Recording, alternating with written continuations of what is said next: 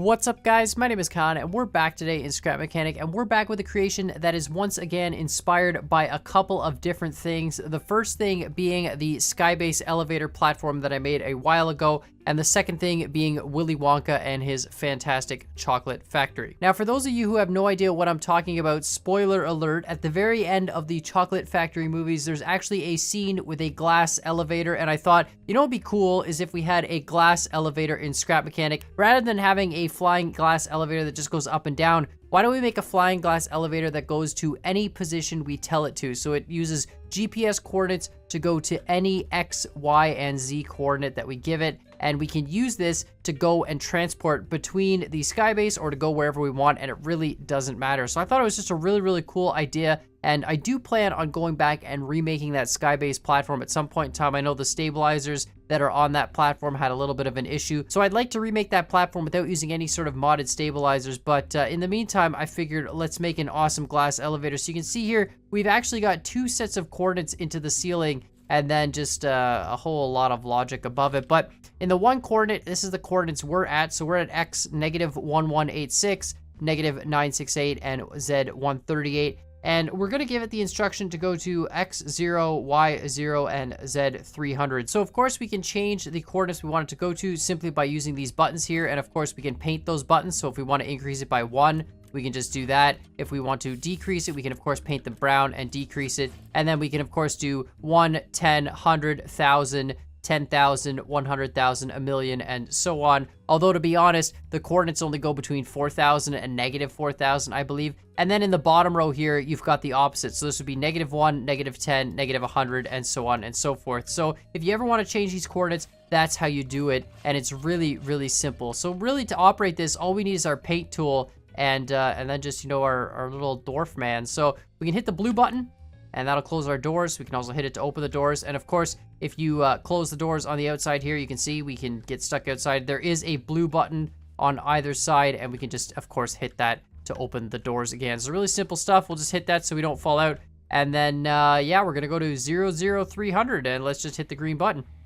You'll notice it does right itself, and of course, we get the Scrap Mechanic sort of bounciness. You can actually see kind of what's going on. So it does use a single gimbal thruster there, right there in the top. I kind of like that because it looks sort of a little bit ridiculous, like kind of like a magical elevator. It's being, you know, floated by this orb. And then of course you'll see we do kind of bounce around a little bit. When you first get up to height, it does go a little bit past the height. And as we're moving, you can see the whole elevator's kind of tilting a little bit. And so it does sort of play with the height a little bit, but it will stabilize once we get to our destination, and we'll stop this random Scrap Mechanic bouncing. We can, you know, walk around. Sometimes you do get that weird floatiness, and sometimes you get that weird shuddering, but it is a really cool elevator, and we are going directly to that location. Now, it is a stupid elevator in the sense that it'll drive directly towards where you tell it to drive. So if we told it to drive to a height of, let's say, 10, it'll probably hit a tree or something on the way there. So you want to make sure you give it a nice high altitude to start with, let it go to a high point in Z,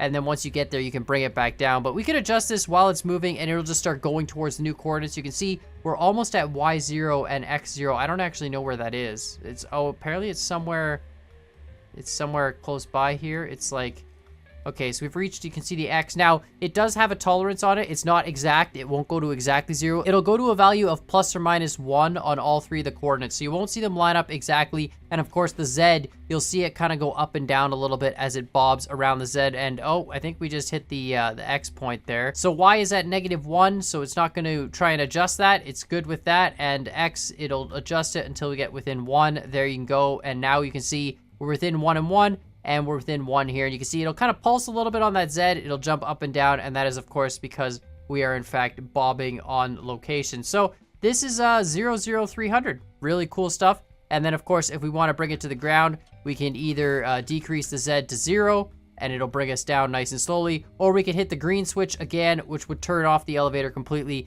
and it would just drop us straight to the ground. Now, of course, we can just hit the blue button while we're in air. There is nothing that stops you from opening the doors while you are using this elevator. There's no sort of limit on it. The blue button's just kind of there for you to use, and boom, we'll just wait for our elevator to come back down. So it's a really simple build, but I think it's really cool. It is obviously very similar to the orbital cannon and the GPS delivery drone. It uses a similar mechanism of control, but of course slightly different. We've got a few different things going on. Obviously, we've got X, Y, and Z control, so there's a little bit of difference going on there compared to the GPS delivery drone, which actually forces a height on it. So of course we can get on top of this elevator and really take a look at some of the circuitry and just how it works. And we'll just remove the sort of ceiling piece here, and we can put it all back after. But it is a really, really sort of simple system. I know I say that a lot, and then I show you guys a logic diagram like this, and then go, you know, it's still a very simple system, but it is really, really simple. You just have to break it down to each of the 3 directions. So X and Y are handled pretty much the same way we've done it before with the GPS delivery drones and all sorts of other things, and that's really comparing the values against the specified values. So right here on the creation, we've got our block with our X, Y, and Z positions, as well as a compass. Now, of course, this creation, just like the other GPS creations, it actually points itself in a forced direction.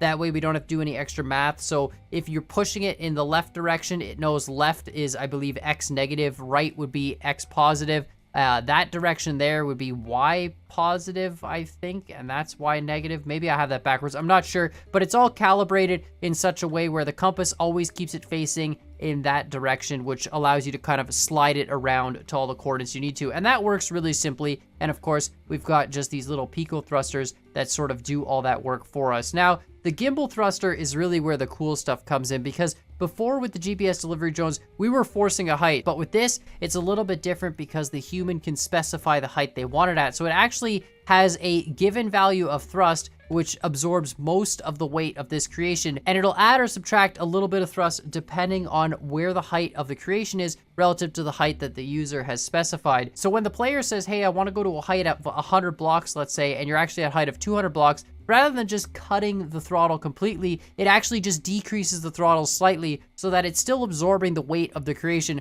but it's not enough to fly, and it will slowly fall down to the ground. And same sense, when you're going up, it will slowly increase the value so it becomes a little bit higher than normal and starts going up at a nice slow rate. That way it doesn't kind of go uncontrollably and doesn't do ridiculous things, and it makes the hover super, super smooth. If we just cut this thruster off completely, it would just kind of bounce really aggressively. And of course, this is a gimbal thruster, which means it always points up no matter what, and all we're doing is feeding it the throttle value we want it to have. And that just makes this creation stay balanced on its own without really needing any stabilizers. When it stops moving because it's reached the GPS coordinate, the thruster will still pull the entire creation from the very top, and the weight of the creation will keep it balanced. So it's a really, really cool system, but it's really simple to set up. I know it looks a lot, it's a little bit daunting. If you set up each system one at a time, it's actually really easy to follow the logic, and it's really easy to understand. So of course I'll upload this to the workshop if you guys want to take a look at it. It is a little bit confusing to look at just how everything's wired up, but it is very, very simple if you do try and duplicate the system. And I encourage you guys to try playing around with GPS, even if it's just comparing 2 coordinates and saying, which direction do I have to go to? So rather than talk about this creation, I figure we'll just go to a few different places on the map. So let's actually set this to 2000. So there, X2000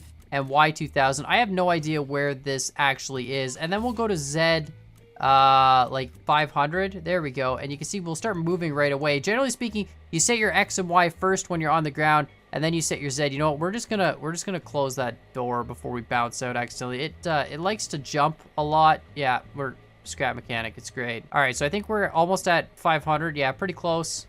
It's lovely. Look at this map. It's so great.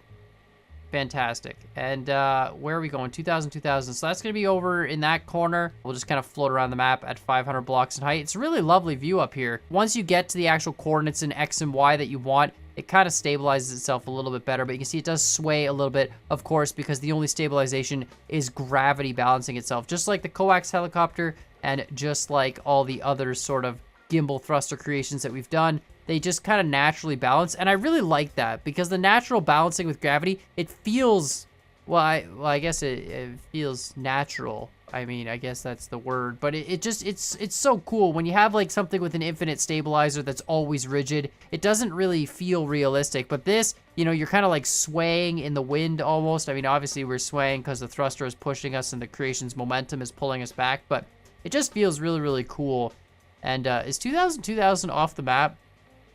I mean, we're at 1000 now. I feel like we're going We're going, I thought the map was 2,800 by 20. Look at that landing pad there, crash landing pad. We're actually above the landing pad height. That's awesome. But like I said, this is just a really cool creation. If you want an elevator that can literally go anywhere on the map, you could have it X and Y always stay the same and just have it go up and down in one spot if you wanted to. You could move a base around the sky and have this go to the new coordinates of your platform. You could also use it as a bomber if you really wanted to.